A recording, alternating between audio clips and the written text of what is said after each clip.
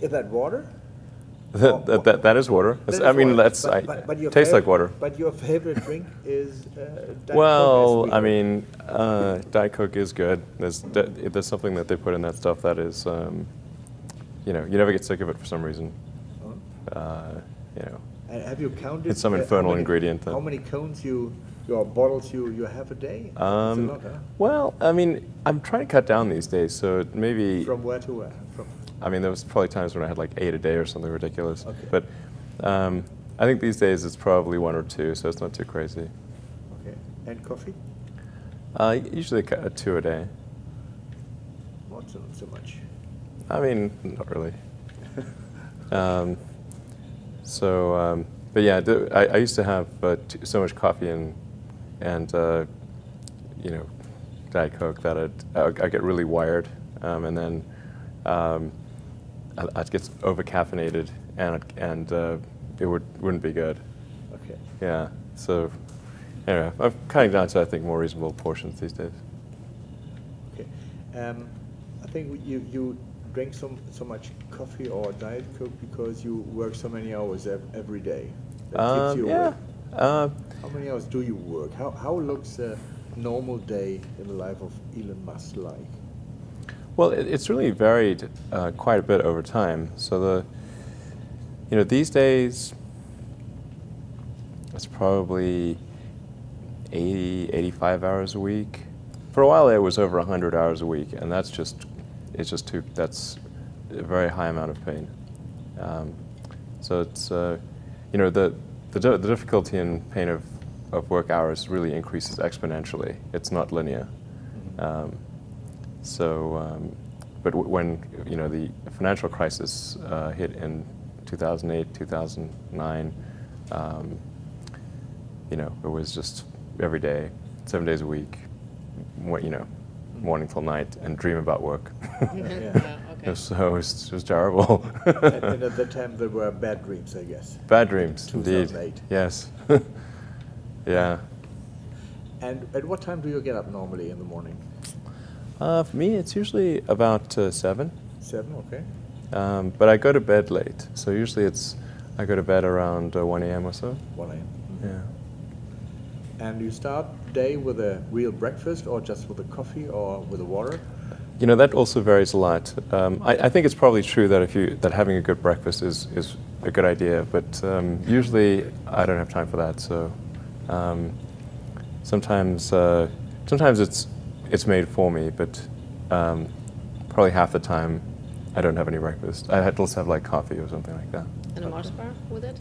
Mars bar, sure. And I'm trying to cut down on sweet stuff. So, but I think I probably should have like an omelet and a coffee or something like that. That seems like probably the right thing. And sometimes I do have that. And for lunch? Is there lunch? Yeah. Lunch is usually served to me during a meeting, and I finish it in 5 minutes. Wow, okay. Yeah, I know, it's a bad habit. Dinner? Dinner is where the calories really come into play, because if I have dinner meetings are the worst, because then you eat enough for like 2 people in those things, because you have the appetizer and the main course and all that stuff. So business dinners are like the thing that really, where I probably eat way too much. Mm-hmm. But you don't have problems with your weight? I certainly could be slimmer, I think. What? Do you work out then? Do you do sports? I work out once or twice a week. Mm-hmm. Once or twice. You should. I should do it more often, for sure. And what are you doing? You run through the forest, or? Run through the forest? No. Yeah.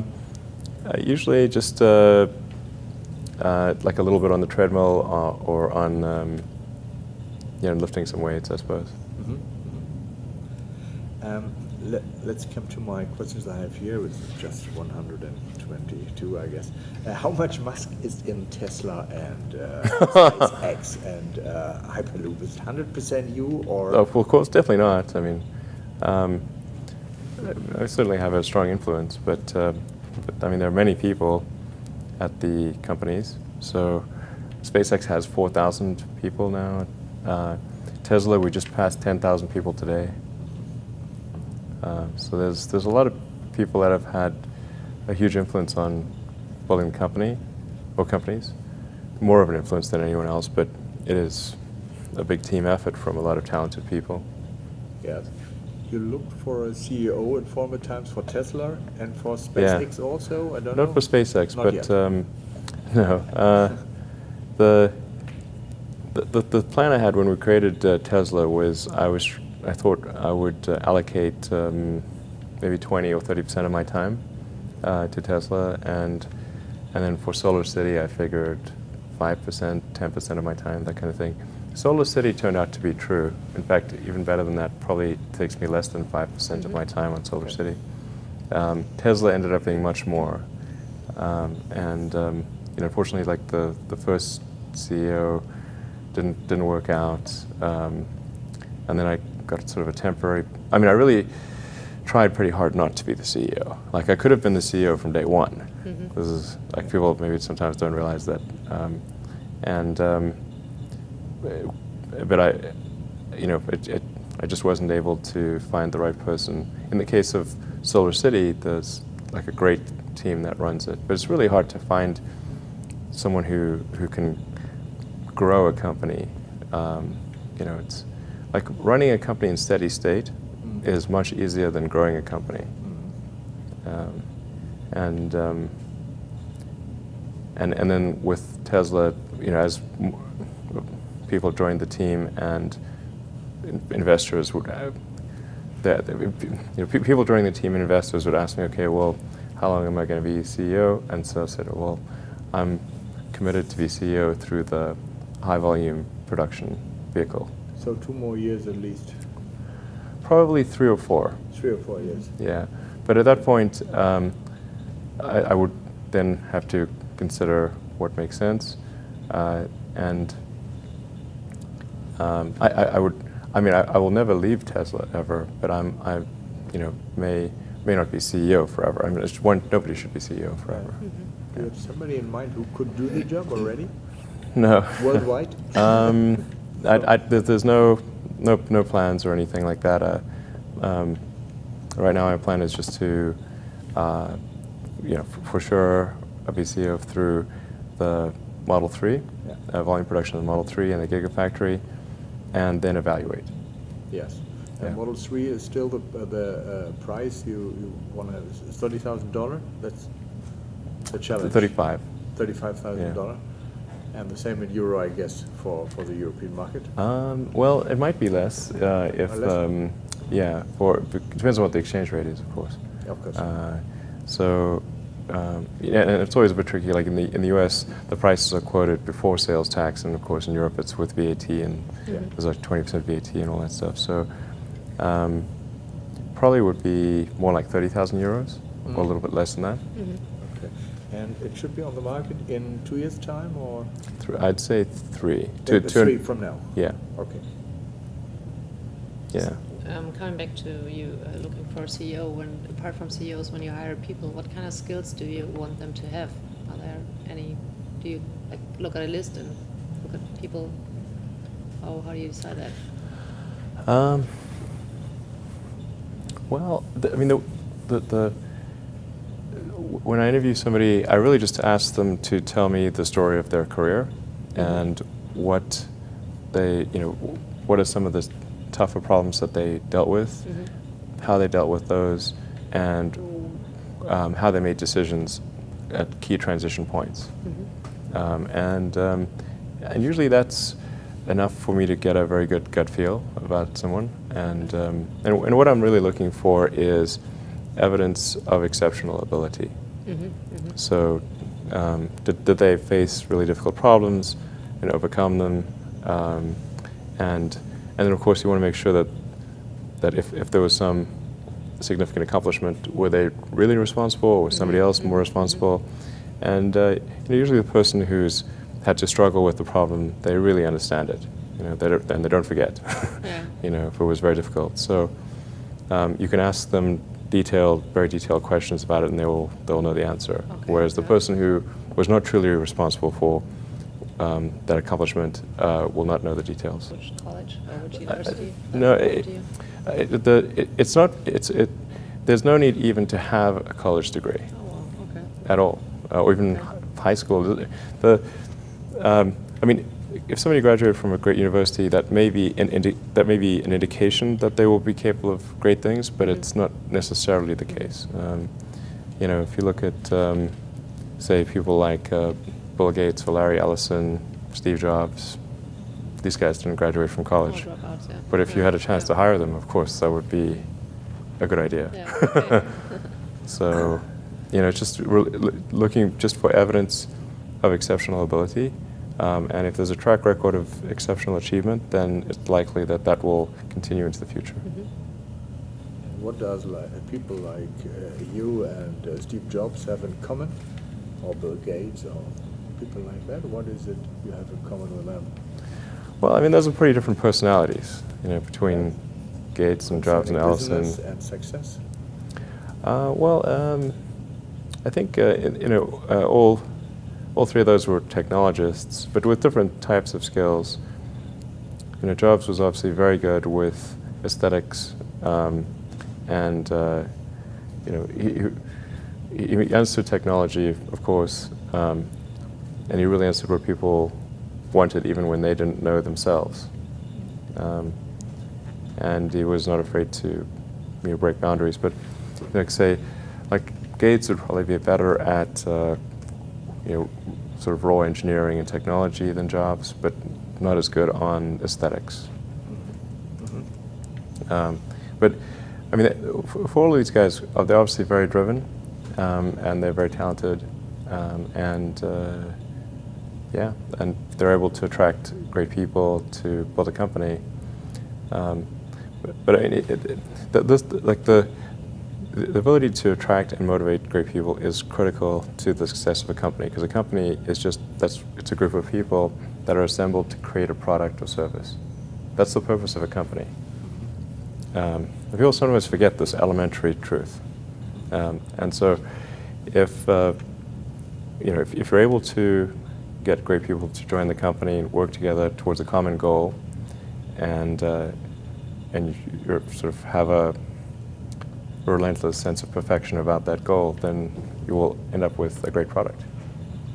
And if you have a great product, lots of people will buy it, and then the company will be successful. Yeah. But really, it's pretty straightforward, really. I mean, yeah, that's the reason for it. You have a lot of talents. Is there any talent you would like to have, you don't have? Singing, dancing, music? Oh, you don't should- know what you... Well,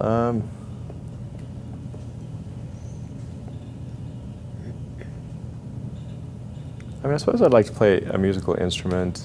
That'd be cool. I can whistle. You can whistle. I can whistle. What is your favorite song to whistle?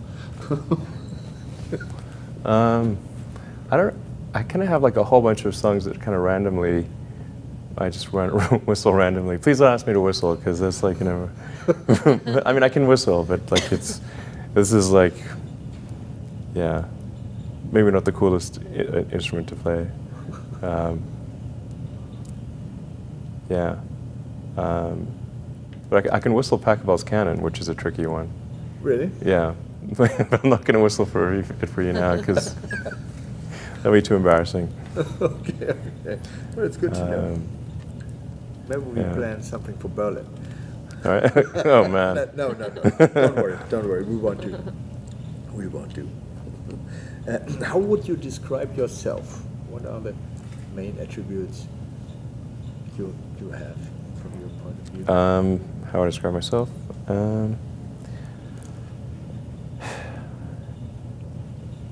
Well, I mean, I seem to have a high innate drive, and that's been true even since I was a little kid. You know, I really had a very strong drive.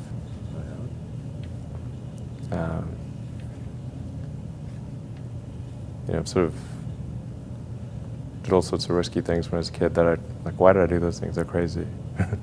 So I think that's very helpful. And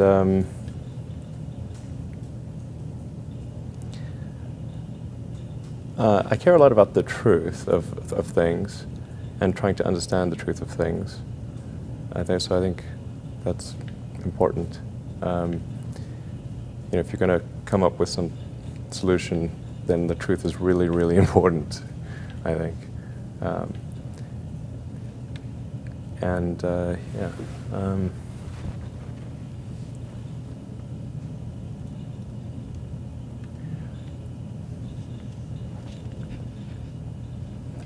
I try to think of. I mean, it's difficult to obviously come up with things that are praise for oneself, or there's bad and good here, but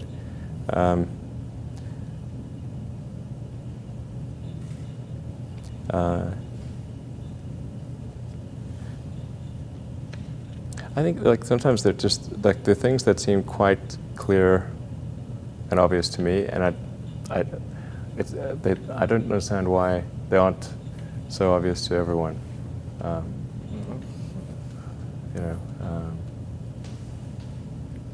So would you describe yourself as fearless? I mean, are there areas when you seek people for advice, and who do you ask for?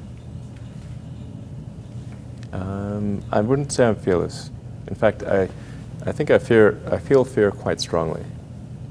But if what we're doing is what I'm doing is I think is important enough, then I just override the fear. Mm-hmm. So, but it's not as though I feel it more strongly than I would like. And in which areas would you never go full risk if you still are fearful? Well, it really depends on the stakes. If the stakes are high, if it's really important, then I will overcome the fear and just do it anyway. Mm-hmm. But essentially, I just drive overrides fear, but I feel the fear. It's kind of annoying. I wish I didn't. Okay. I wish I felt it less. Uh-huh. So, yeah. All these introspective questions are interesting. I don't get asked these very often. And then, I'm trying to think, what is an accurate reply? And some of these, it's hard to evaluate yourself on these things. Mm-hmm. Which company you founded was the most risky at the start? Well, probably SpaceX. I thought it had the lowest chance of success. I thought both Tesla and SpaceX would fail at the beginning. You saw it? Yeah, sure. Really? Of course. But nevertheless, you put all your money in that, in both. I expected to lose it. Well, technically, what I thought was, well, I'll take half the money from PayPal, and if I lose half of it, that's okay. But then, of course, the companies encounter difficulties, and then I have a choice of either let the company die or put all the money into the companies. And so I really didn't want the companies to die, so I put all the money in the companies. Yeah. And then I had to borrow money from friends to pay living expenses. Yes.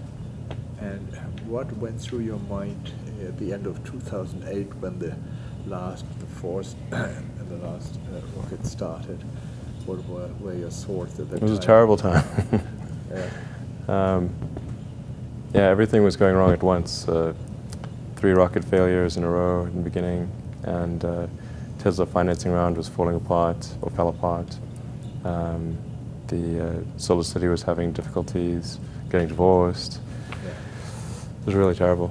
Yeah. So I was very sad.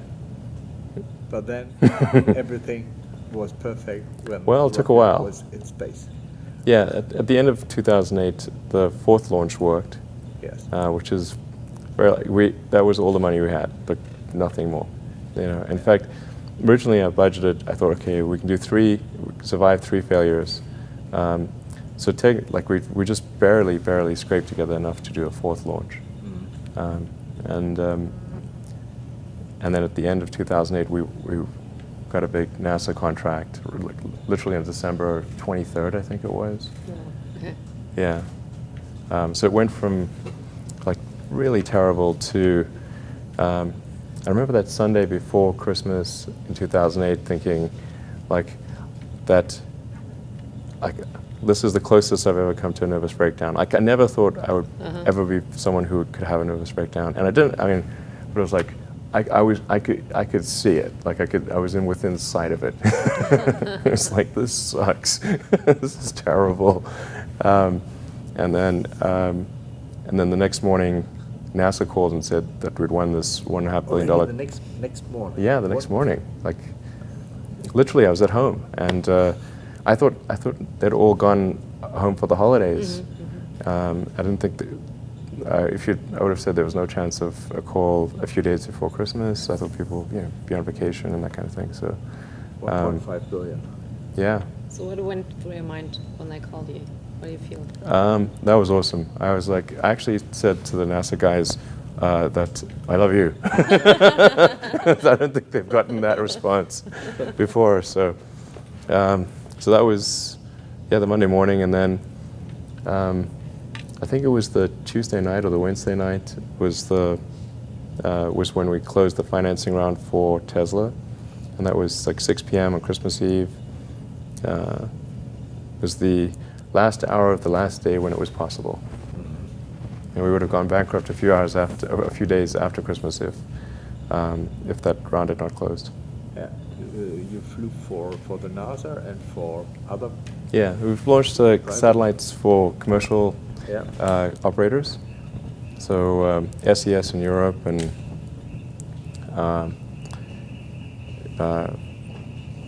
Orbcom in the US and a number of other companies. I mean, we've got a alarm. Yeah. Okay, well, The car. you seem quiet. Stolen the car.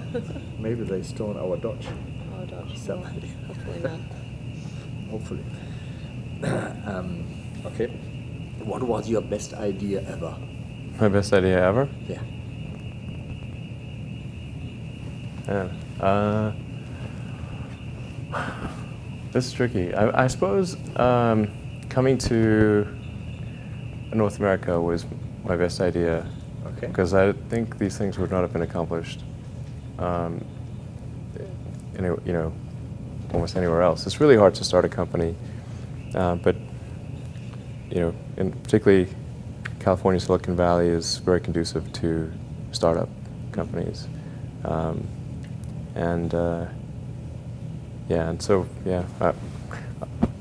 whenever I'd read books in South Africa, it would seem like the cutting edge of technology was in Silicon Valley, and so that's what I wanted to come and I wanted to move to this mythical place. Okay. And are there things you regret having done or for not having done so far?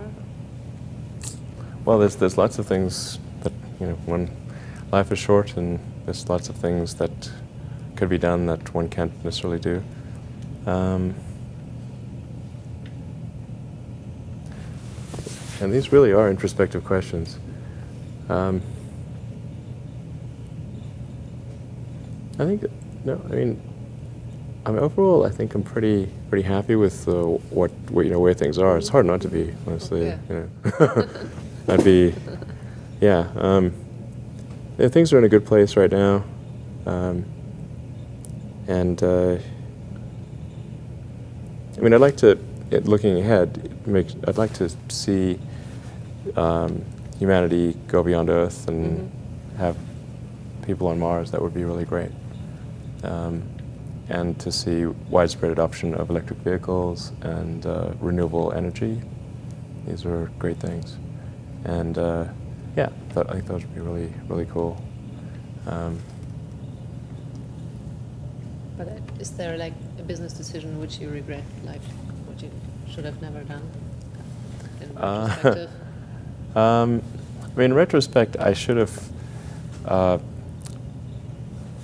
bitten the bullet and been CEO of Tesla from the beginning. Then that would have been, that would have been the smart move.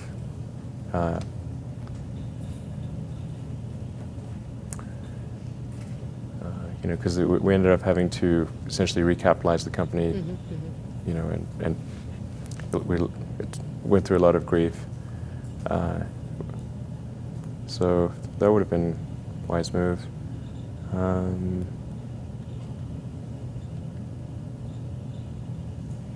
I mean, some things are better with, with hindsight, of course. You can say, well, this decision or that decision. I mean, Tesla was essentially built on two false ideas, or started on two false ideas, one of which was that we would be able to use the Lotus Elise chassis to minimize the cost of creating an electric vehicle, and the other was that we could use the technology from AC Propulsion, a small company in California, for the electric powertrain. So you won't do the same mistake again, so you start from zero with this topic? Well, we actually use a lot of components from other companies. So it's like Bosch is our supplier of the long-range ultrasonics and the radar. And then the whole camera assembly and everything, we do the camera assembly, but we use a Mobileye chip. But all of the software for integrating that, we do at Tesla. Okay. We met each other last year for the interview, Yeah. and then you told me that you wanted to die on Mars, not while entering Mars, but after landing there. So I mean, well, it's not as though I'm dying to die on Mars, but it's like if you're going to die somewhere, why not on Mars? well, Okay. I mean, Okay. So choice what- A, choice B. So what should happen? It'll be What should happen to your ashes then? Like being dead on Mars, what do you do with your ashes? I with my ashes, I don't know. I'm gone. I don't care. You don't care? They can do It's not that you anything. wanna put it in space somewhere. Yeah, I mean, I guess maybe scatter the ashes on Mars. That would be cool, Yeah. Sure. I mean, the whole sort of retired Mars thing was like, a reporter asked me that question 6 years ago or something. It's like, where do you want to retire? And I actually said, well, I'm not sure I'll ever retire completely, but if I were to retire somewhere, then Mars would be a good way to go. I mean, in the ideal circumstance, I'd make one trip to Mars, come back to Earth, and then when it's time to, when you get really old, then go back to Mars when I'm like 75 or something, and then, you die there, and seems like, yeah. If you're going to die anywhere, why not die on Mars? You're right. Have you gone to space already? No. No. And No. do you want to? Sure. Not I mean, I'll to probably Mars, go maybe, there but- in like maybe 3 or 4 years. Yes? Yeah. You will test it. Yeah. Okay. What will happen first, the tube from San Francisco to LA, the Hyperloop, or the first man on Mars? I think the Hyperloop is more likely to happen first. Well, it's a good question. Well, if you say that particular route, I'm not sure, because there are all sorts of constraints in getting permits to build a big thing. But I think I think there's going to be some company or group that creates a Hyperloop, but it may be a different route. And I know there's one company that's looking closely at the Los Angeles to Las Vegas. Because that's quite a popular trip, with the same and that's idea. much easier to make that trip, Yeah. make that route work. Okay. Okay. What makes you happy? Well, I think if things are going well with family and things are going well at work, then I'm happy. Okay. If either one of them is not going well, then I'm, either half unhappy or completely unhappy. Okay. Okay. And talk about happiness. But that's like, I think that's generally true. Okay. If things are going well on personal life and work life, then one is happy. Okay. And talk about happiness. How did you like Burning Man? It was good. Yeah, I mean, it's my 14th time, so it was it's always good. So I encourage people to come and check it out. So I've been there this year. So it was. Oh, you did go? So, Okay, yeah, great. So I was. What do you think? It Did was you? amazing. Yeah. It's crazy. Yeah, it's crazy. it's so like good, yeah. Life-changing. Life-changing, Yeah. Exactly. See? So have you ever thought about building an art car? Or have you built one? Yeah, already? yeah, sure. Have you built one already? I've done 3 art cars. Okay. One was actually built on, this is probably 10 years ago, was built on an Oldsmobile, an old Oldsmobile with a big wraparound couch over the hood until you're sitting on top of the engine driving backwards. Ah, okay. So that was kind of a kind of fun art car. It broke down a lot, of course. Oldsmobile. I mean, broke down a Bring lot. up your James Bond car, submarine transformation car to the Burning Man? No. The James Bond car, the Lotus Esprit submarine, it's in the Tesla design studio. Ah, okay. Still being worked on? No, it's currently just sitting there. What I'm hopefully going to do at some point is we're going to create a sort of a replica, but not quite, because like if you look at the James Bond car, it's not technically possible to make that a submarine, because a transformative thing, because the fins are right where the wheels are. Ah, okay. So Yeah. like it doesn't fit. Like Okay. it's not physically possible to do the transformation. But if you make the car about 10, if you scale it up by about 10%, and you move the fins just a little bit more towards the outer edges, so that they're not like sitting right in front of the wheels, then you can make it work. Okay. Yeah. So, and plus it's probably good to preserve the original, movie art, essentially, of the original car. Talked to a few of my guys, and we think we can make it work as a transformation car with those constraints. So it'll actually look very similar. Like you'd have to look closely to see if it's different, but I think it'd be fun to be able to drive up on the beach and in that submarine car. Do you own other old cars? I'll tell you so there's two gasoline cars that I own, and not that many people know about these, but one is a Series 1 67 E-Type Jaguar, Roadster, and that was the first car I bought when I actually had any money. In fact, when my first company received an investment, the venture capitalists gave us a $40,000, me and my brother, a $40,000 bonus, and I spent $35,000 on this car, and it broke down on the way back. It was very sad. Like, damn it, I didn't even make it home. That was a car when I was about 17. I was given for my birthday a book of classic convertibles, and I thought, well, if I could ever afford a car, one of these cars in the book, there were two that I liked the most. One was the Gullwing Mercedes, but there's no way I could, that was like millions of dollars. And then the other was the Series, the E-Type Jaguar, Series 1, yeah. And now you could afford the Mercedes, but you haven't bought it yet. I haven't. I think it's a great design, really great.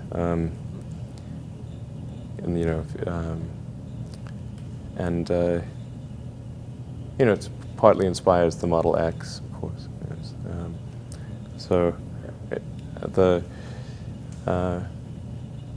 That might be a good one to buy at some point. But the other car that I got is a Model T that a friend of mine bought and gave me. Those things are hard to drive, by the way. Have you ever tried to drive a Model T? It's like not easy. Yeah. It's really work. It seems to be really work. The controls are all totally different too. Yes. There's